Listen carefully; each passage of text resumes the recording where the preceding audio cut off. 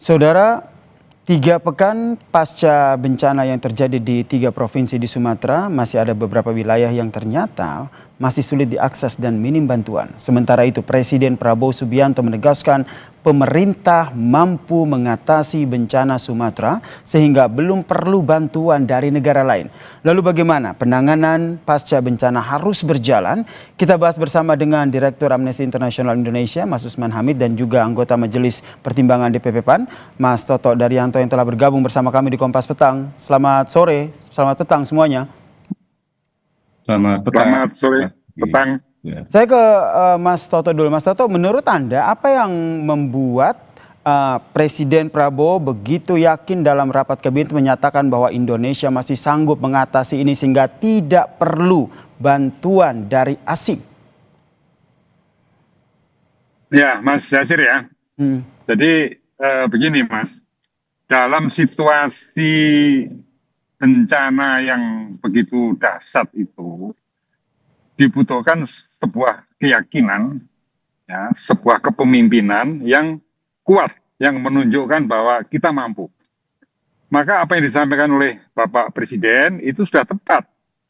Kalau belum apa-apa, kita sudah mengatakan, oh iya siap dibantu, silahkan bantu dan sebagainya. Itu menunjukkan sikap yang lemah, kepemimpinan yang lemah.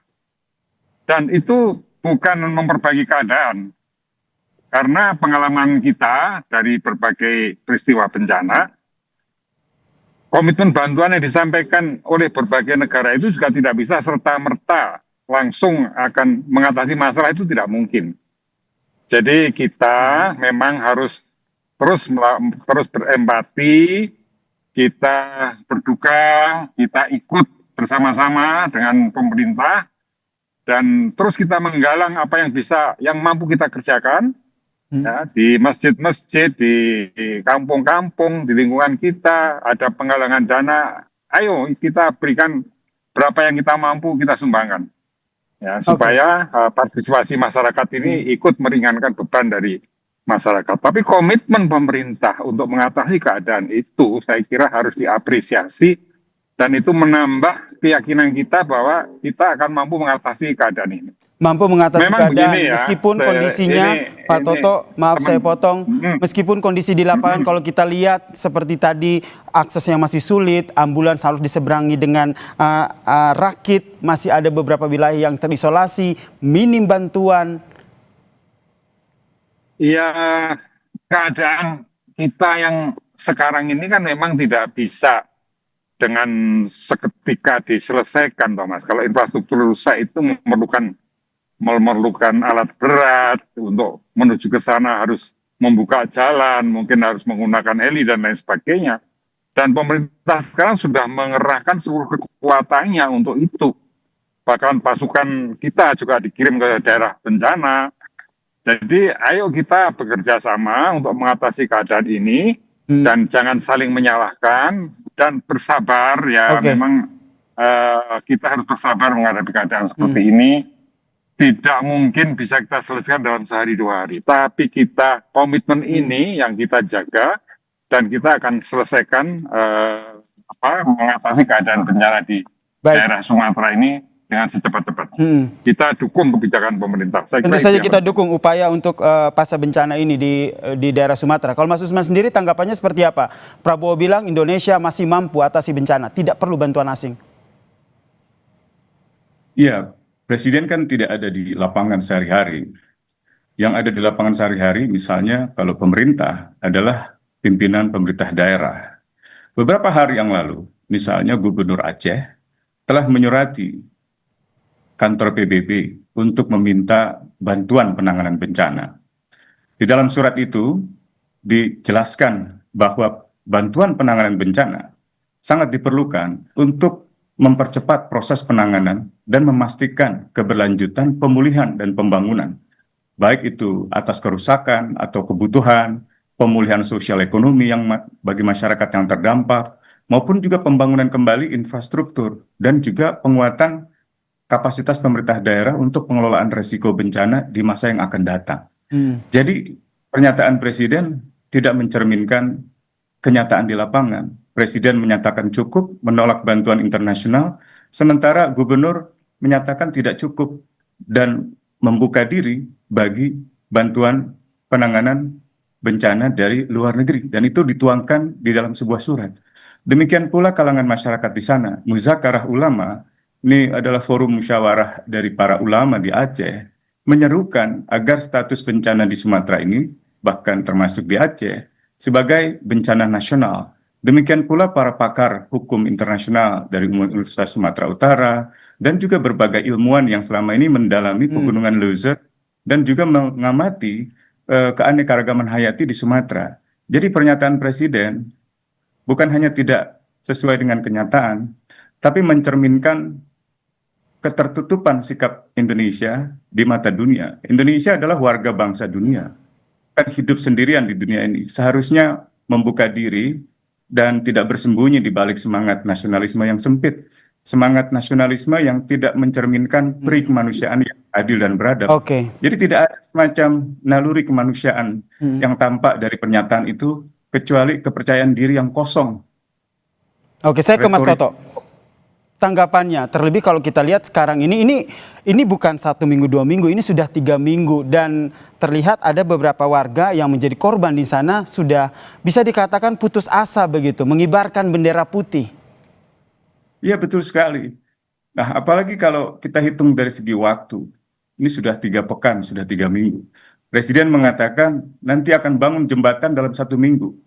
Ini pernyataan yang membesarkan hati atau membohongi sebenarnya. Pernyataan Baik. yang mustahil bisa kita membangun jembatan di seluruh wilayah yang terdampak dalam 1 pekan. Kalau dikatakan pemerintah sudah mengerahkan segala sumber daya, segala kekuatan, kekuatan yang mana? Helikopter berapa yang terjunkan? Kita punya 200 lebih helikopter dari udara, darat, laut. Baik, Berapa karena yang kalau kita sudah berbicara soal penanggulangan bencana tidak hanya jangka pendek ya, tapi jangka panjang di sana. Tanggapan dari Mas Toto seperti apa?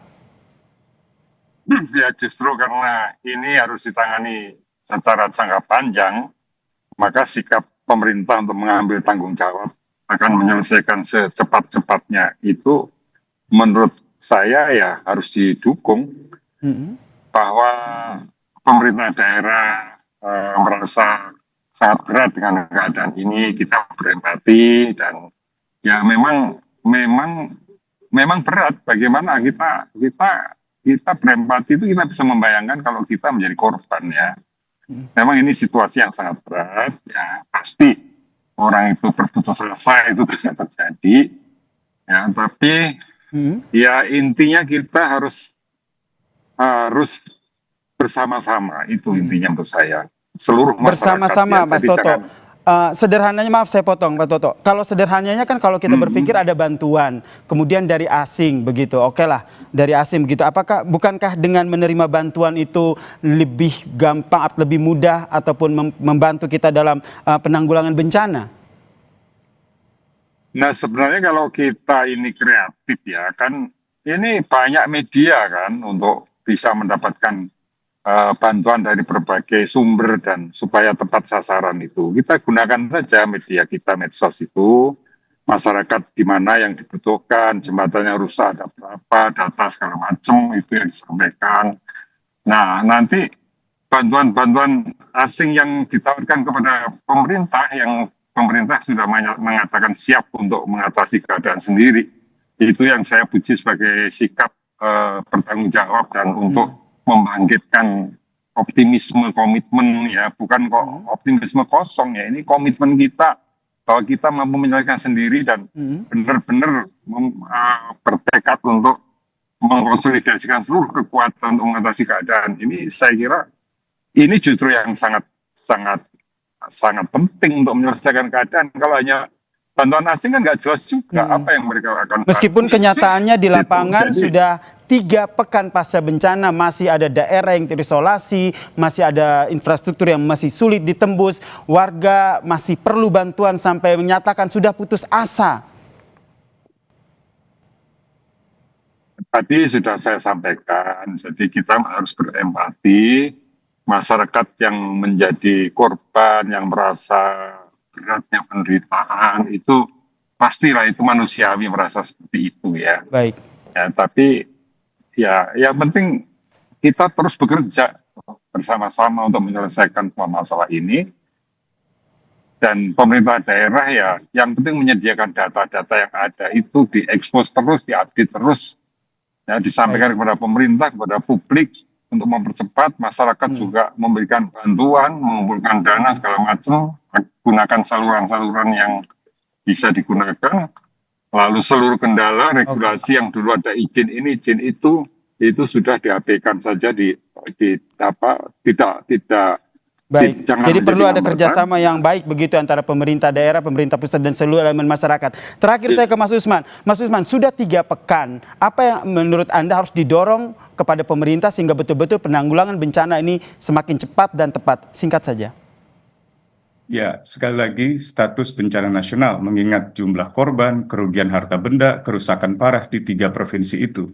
Kekhawatiran kami, pemerintah pusat, khususnya presiden yang berwenang untuk menetapkan bencana nasional, menolak bantuan internasional untuk menutupi akses media internasional pada kepentingan bisnis di balik hancurnya hutan-hutan di Aceh. Kalau kita bisa mengerahkan ribuan alat berat untuk membabat hutan demi kepentingan bisnis, kepentingan oligarki, termasuk hutan sawit yang dimiliki oleh sejumlah pejabat, termasuk Prabowo, Luhut Binsar Panjaitan, itu kenapa kita tidak bisa mengerahkan ke alat-alat berat begitu banyak untuk membersihkan? Kenapa kita malah mengeksploitasi gajah? Kenapa media seperti Kompas TV yang merekam bantuan internasional justru isinya diminta dihapus, diintimidasi? Ini kita mau membangun negara seperti apa? Kita harusnya bersatu untuk kemanusiaan, bukan mencari keuntungan diri sendiri dan menutupi skandal di balik pembabatan hutan untuk kepentingan bisnisnya sendiri dalam pejabat-pejabat pemerintah. Baik, Maaf, saya harus...